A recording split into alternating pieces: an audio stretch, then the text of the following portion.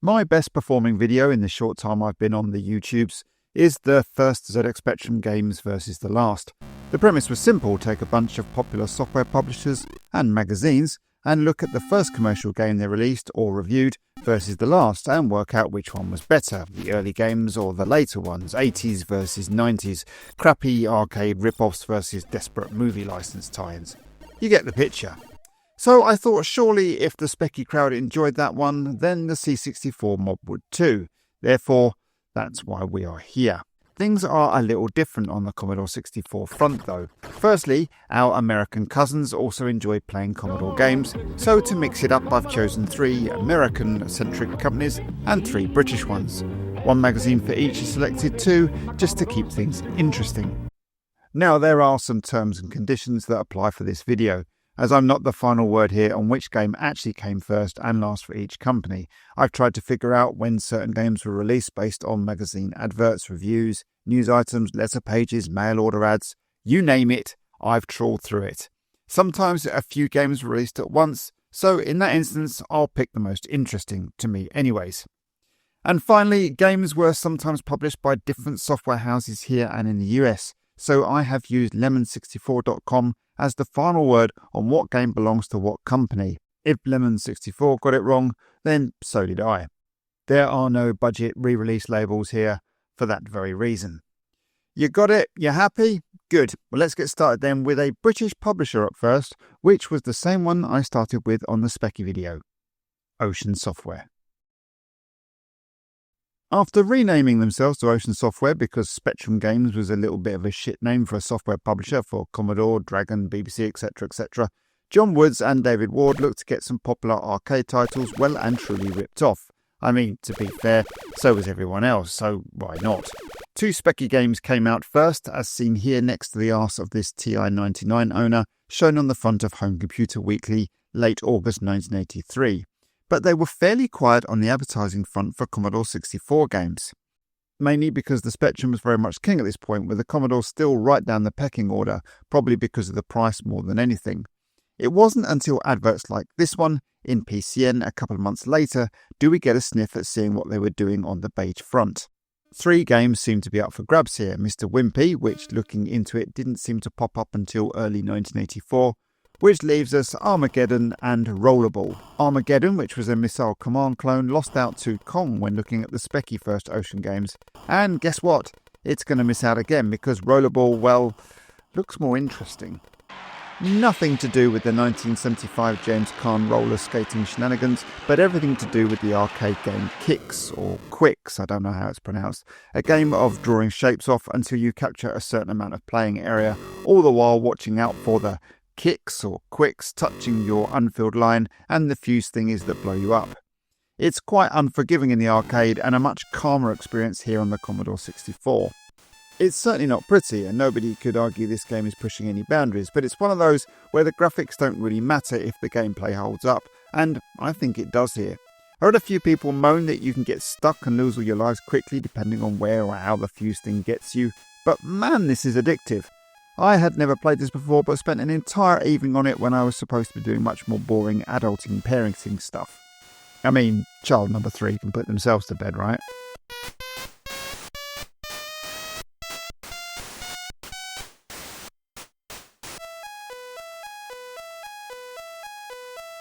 So what is this square drawing keeping my child awake game up against then? Well, although Ocean seemingly put the brakes on in 1992, they released a fair few games that year, some of which seem to overlap to 1993. So we had the Addams Family movie license, Cool World movie license, Hook movie license, Lethal Weapon movie license, Robocop 3 movie license, Space Gun, oh, what a shit name for a game, arcade or not, WWF European Rampage Tour, and this one, Sleepwalker. What appears to be an Amiga Atari ST game to coincide with that year's comic relief, it eventually made it to the Commodore 64 by mid-1993, which at that point was awash with budget re-releases, so getting a full pricer, albeit for charity mate, was a rare sight indeed. First thing I did was look through the review of it, and it was all feeling rather familiar. I later discovered this was a rebadged game on the SNES called Eek the Cat, which I played for my Play Every SNES Journey game thing. Less said about that game, the better. So I was apprehensive to play this one, and yeah, it's all right. I mean, graphically it's okay, playability is okay, and it kind of works, and the sleepwalking twat is not half as annoying as the old lady in the Eek the Cat one. It's not really for me, as I found it quite frustrating. I mean, I'm not the huge platformer fanboy anyways, and struggle to look after my own character most of the time, let alone another one too. So yeah, it's kind of one of those that if you like the look of it and this genre is your bag, I'm sure you will enjoy. Commodore Force gave it 92%, mainly because they had bugger all else in that issue, and it was for charity.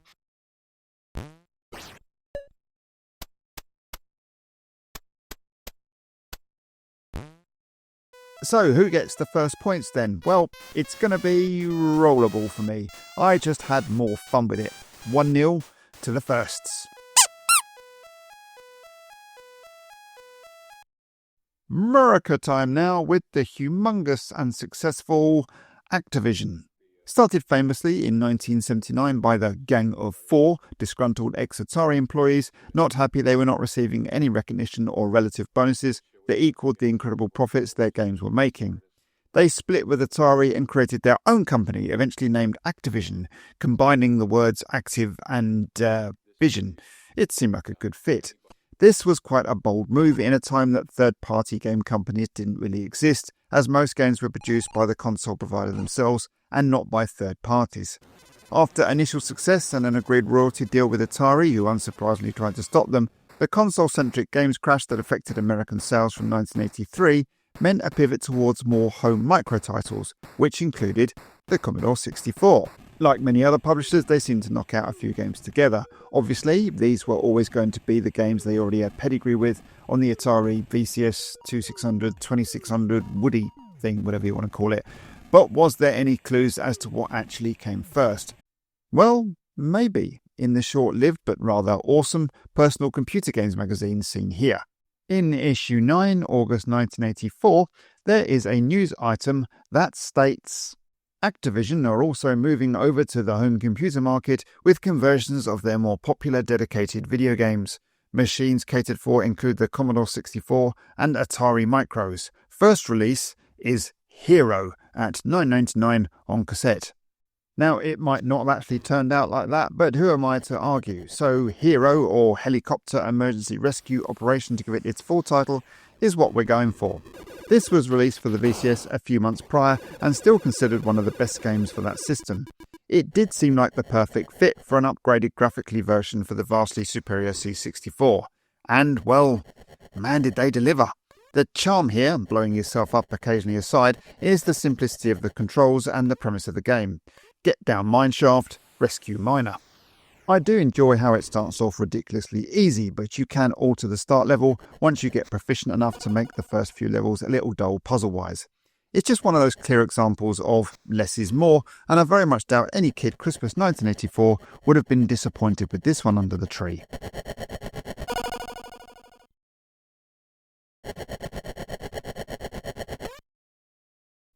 Like Ocean Software, Activision were busy in the last year of making Commodore 64 games, with 11 titles marked at 1990.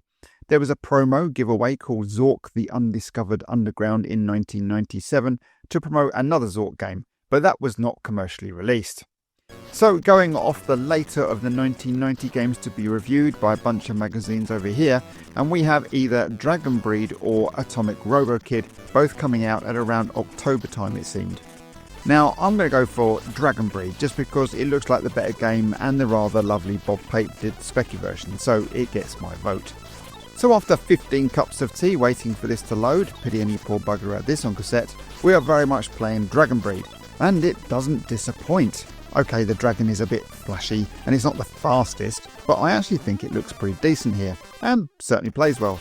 Lets you get quite far into the game with enough power-ups to keep you invested. It also has a killer soundtrack by Mr. Martin Walker, who was well known for a good tune or two.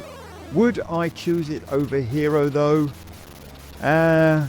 Well, it's quite tough because they're both pretty decent games, but People still talk about Hero now, and I'm not sure I've heard anyone raving about Dragon Breed, so it's going to go to the firsts again.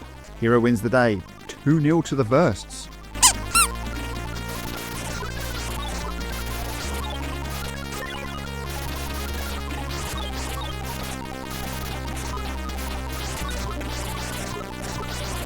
Up next, we have a slightly later to the party British publisher who might have been favourably reviewed by ZZAP magazine with their first game up next, which was an unusual looking space shooter game in 1986.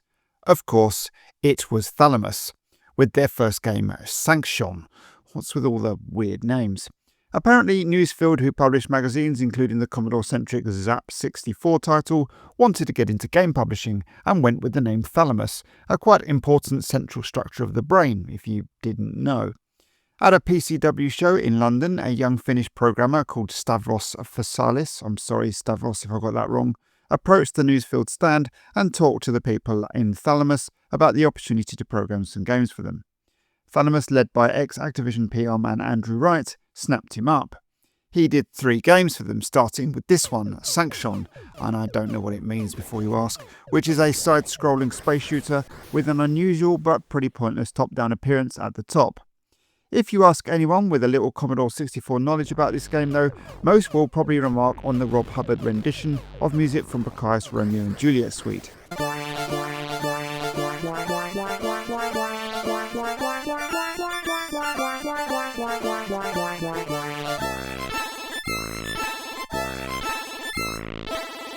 Unless you're Mike Patterson, of course, from Commodore User, who hated it.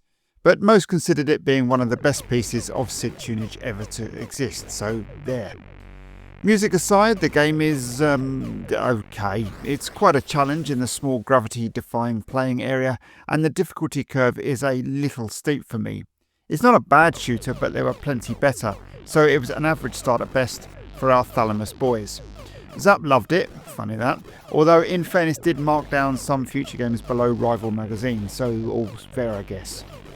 Despite surviving Newsfield's demise, the running cost for 16-bit production got the better of Thamalus by 1992, where they managed to release 3 games, the last of which was this one, Nobby the Aardvark. Yep. Nobby was going to eat this ant, but was promised directions to an anteater's paradise called Antopia if he let him live.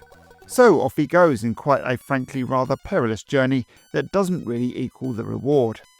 ZZAP gave this 94%, now not under scrutiny either, and admittedly it's a lovely looking game. I love the little story that opens it, and Nobby controls just fine, in the sense that he's not on ice at least. You do get plenty of lives, but man do you need them. Some of the deaths are very unforgiving. Birds swooping down on you before you can move, for example, seems pretty mean so early on. Now, I'm not a huge platform fan, so felt a bit meh towards this one, but was it better than Sanxion? Well, yeah. Quite a close call, and even though I'm not a huge fan of Nobby, Sanxion and its stupid gravity annoyed me more. So the lasts get it. 2-1.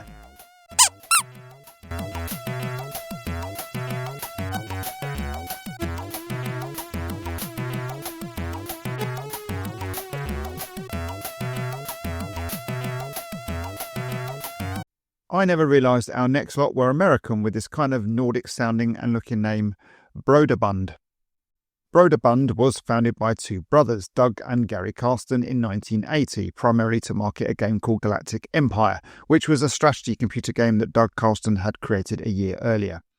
Although initially wanting to make software for law offices, they quickly found out how lucrative the games market was, making software for all the major US home computers in the early 80s, both pure games and educational titles too. To figure out which one came first for the Commodore 64 has proven a little tricky. We didn't get a lot of the popular titles here in Europe until Areola Soft published them, which according to this article in 1985 was a big bunch of games all at the same time. In the States though, Choplifter has the earliest date stamp on the instructions and in game of 1982. But I think this date is the original date for the original game and not the Commodore 64 one. However, by searching to find out for sure, I found this magazine, the Video Game Update and Computer Entertainer, more like a newsletter really, but at the back it has availability, which only really started showing at around June 1983 time for the Commodore. Here it shows Dave's Midnight Magic pinball thingy, Seafox and Serpentine being available in June and Choplifter in July, although confusing enough for the Wikipedia Choplifter writer too, it mentions both Choplifter, Seafox and Serpentine as being available in September of the same year too. But once again, I think it's just a bunch of games that were on sale at around the same time, and Dave's Pinball, Seafox and Serpentine just edge it. Seafox is fairly interesting, I guess, as a submarine that gets its fuel from fish-type vibe. No, really.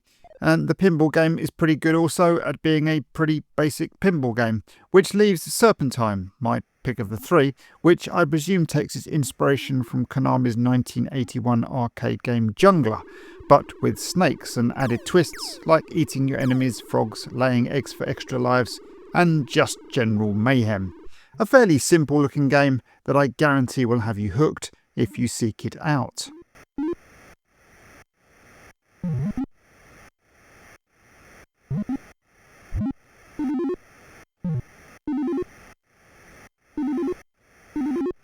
Now on the flip side of finding first games a little bit more tricky to find, last games are often easier to crack. But I struggled here too, even though there was only 3 titles published in 1990, which was the last year they put anything out for the Commodore 64.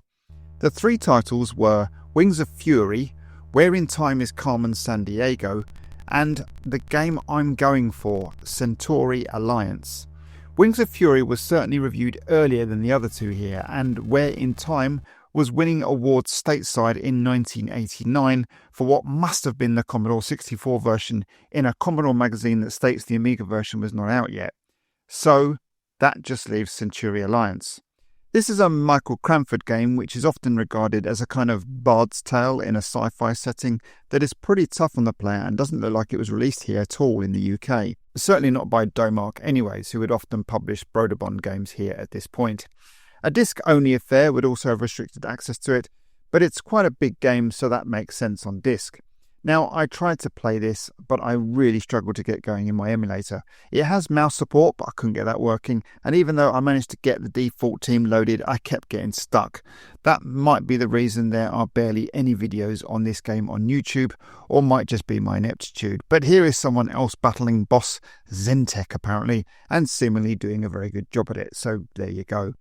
I think the general consensus here is that if you enjoyed Bard's Tale, you would most likely enjoy this one too, although this game gets pretty tough around the middle mark, with enemies becoming increasingly difficult to dispatch. So I think Centauri wins over Serpentine just because it has more to offer, although it isn't as easy to pick up and play, making the games hard to compare, but it's difficult to see past this later offering. 2-2.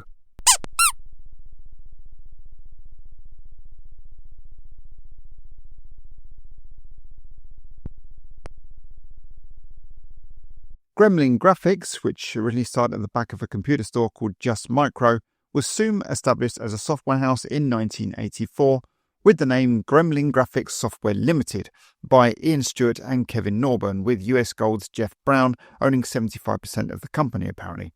2 games in 1984 were released in quick succession, Potty Pigeon and Wanted Monty Mole. As seen here in this advert, Monty Mole most definitely came first on the Specky, but on the Commodore 64 there was very little to split them, with Potty being reviewed generally a little earlier. With different gameplay to the eventual Spectrum version where you needed to feed worms to chicks, here we need sticks for a nest, which are quite nicely placed on a main road. There are twig-stealing birds to contend with, bugs, planes and of course cars, which you can throw rotten eggs at, although I really think you just shit on them here. Once you get over the excitement of being a pigeon though, there is little here to keep you amused, and it does get pretty dull pretty quickly. It's graphically fine and plays well too, it's just that it relies on its novelty factor a little too much and lacks any real depth even as an arcade game.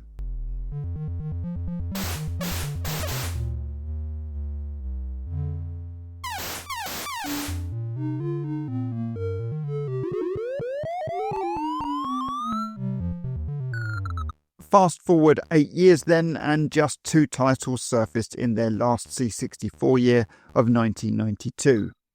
The Shoe People, a kids' educational game, and our pick, Space Crusade. This is a faithful video game adaptation of the Milton Bradley board game that has a top-down view and also a rather neat isometric one for some battle action. The game has a nice pace, more than adequate graphics, and follows the board game action well. I didn't get too deep into it, but played it enough to know that I would enjoy this one if I spent more time with it. It also blows poor old Percy the Pigeon out of the bay doors and into space, and puts the last games into a shock lead. 3-2.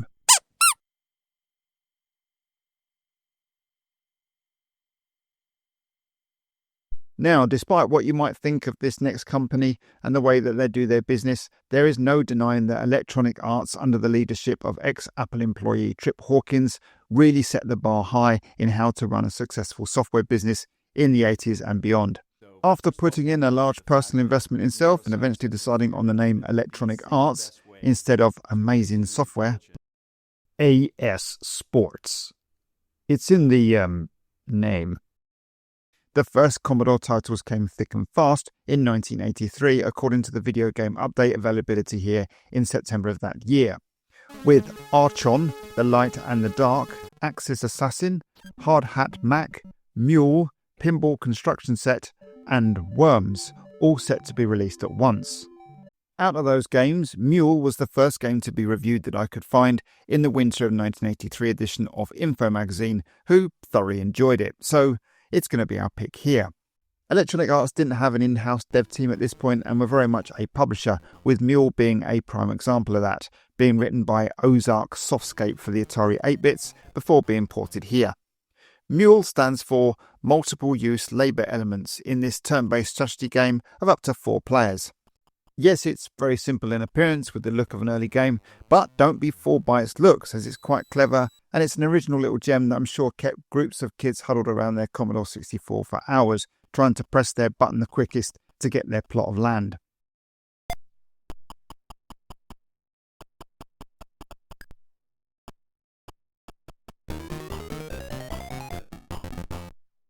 All that talking of button pressing gets us to our last game, and the only game labelled at 1991, which didn't get reviewed here in Blighty until 1992. We have Budokan, the Martial Spirit, an original Amiga-released martial arts fighting game with tournaments, sparring, temples, weapons, and a ton of moves to learn. And I have to say, to start with, how lovely does this look? The training area, the walk up to the tournament, the backdrops, the players, it all looks fantastic here on the Commodore 64. On disc there is a lot of loading, so I can only imagine how interesting this is on cassette, with tape users probably sticking to fighting one style to prevent multi-loading. Moves are fairly intuitive, although moving right seems to be troublesome for me, but I imagine with practice and the manual, this is fun to persevere with. Now, saying all that, this is not for everyone, and more of a simulation as opposed to a straight-out fighter. For some players, you might find it a bit slow and boring. So, who wins? Well, it's tough to call as they're both so different. One is graphically not great, but original, fresh. And the other is beautiful, but a little slow and done before. Arguably better too, playability-wise. So, on that argument, I'm going to go Mule, just because it's like nothing else, and I didn't spend my time waiting for it to load. 3-3.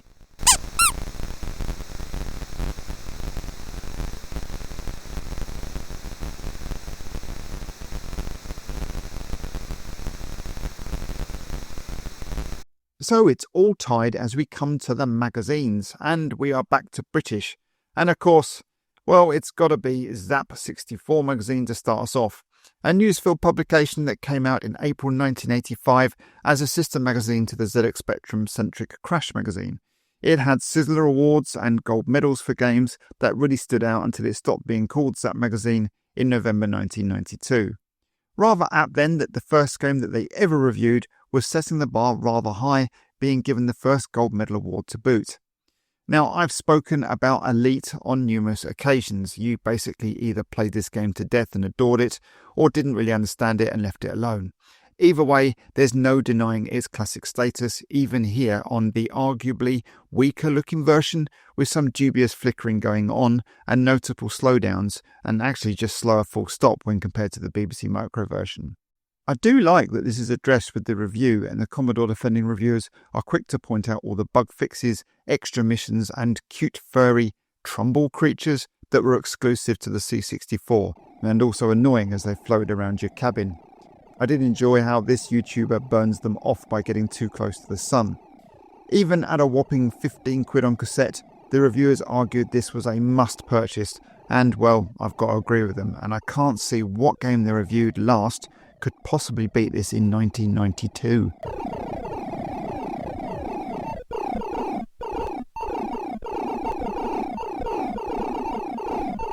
And yeah, it was this, Doc Croc's Outrageous Adventures, a budget re-release and rename of the game Round the Bend based on the rather excellent kids TV show of the same name, or names, as apparently the show changed its name, causing the game publisher to do the same. It's basically a very annoying platformer. Trust me, the bats will drive you crazy, but at least there are no lives, just a time limit as you go in search of the pages to make up your magazine. The pages are basically mini-games like this Miss Muffet one here, or this one with skateboarding carrots. It's all very wacky like the TV show, which is cool, and there does seem to be some effort made to be in keeping with the show. It's just all a bit tedious dying for the 83rd time and having to go all the way back to the start again. I wondered why you would ever choose Doc Croc as a character, as his height has a huge disadvantage, but it seems only certain characters can complete certain pages, so there is that to contend with too. As a budget game, and if you were a fan of the TV show, then I don't actually think this was a bad purchase here for a few quid. But come on, it's up against Elite for flip's sake. There's only ever going to be one winner here. 4-3 to the firsts.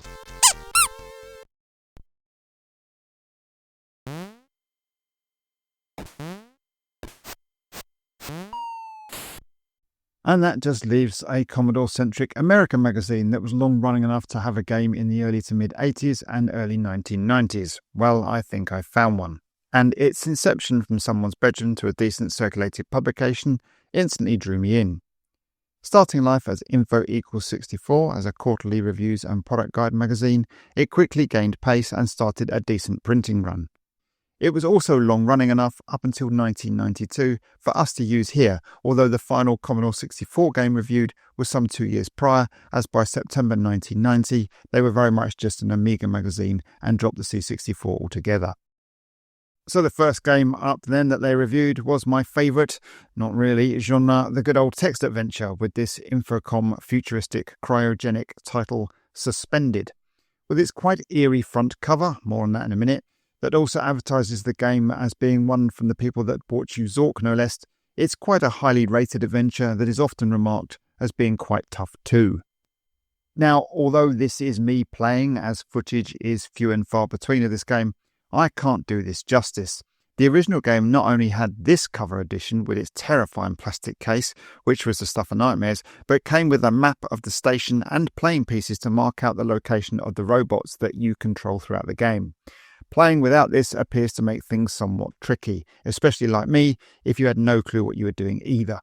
But saying all that, as far as playing text adventures go, I would have been more inclined to persevere here if I had the map and pieces that make the whole experience that much more immersive. So definitely plus points awarded here for that.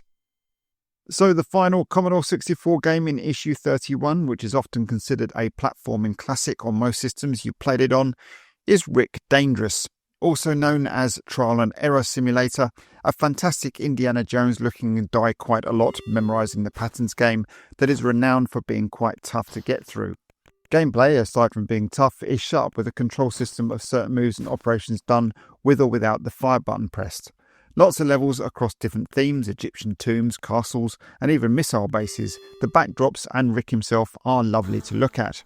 It's just the cruel placements of traps and insta-deaths as you walk into a screen that tar the general enjoyment from the game. I never like it if you die just because, rather than a lack of skill. It just feels lazy. Although Info Magazine thought it lacked any originality, they did think it looked and sounded great and was definitely worth playing at least.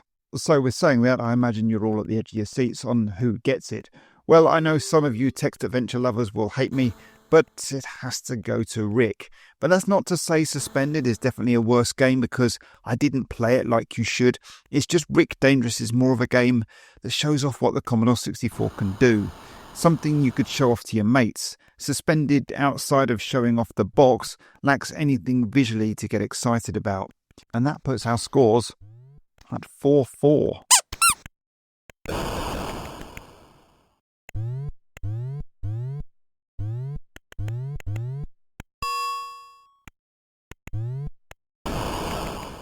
So, what time is it now? I've been doing this for 36 hours and we have a flipping draw. Now, with the Spectrum video, firsts won convincingly, which was really down to a lot of neat ideas being tried first time round that really worked, versus trying to fit games that were too ambitious onto the Spectrum that had well outstayed its welcome. Now, for me, on the Commodore 64, I don't think that was really the case. Yes, there were definitely a difference between early and later games in terms of graphical prowess, but early games often looked good enough and were incredibly playable, so they worked. Rollerball and Hero are both titles I want to play again when I have some free time. They do what it says on the tin.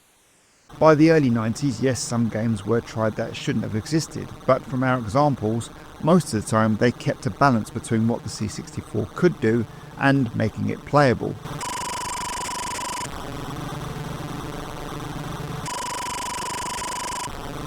Budokan, for example, lost out to Mule, but it's a fantastic looking game that still plays okay, even now. So whereas the Spectrum games deteriorated as the system got a bit long in the tooth, I don't think the Commodore 64 suffered that as much. Great games were still being produced right up until its commercial death.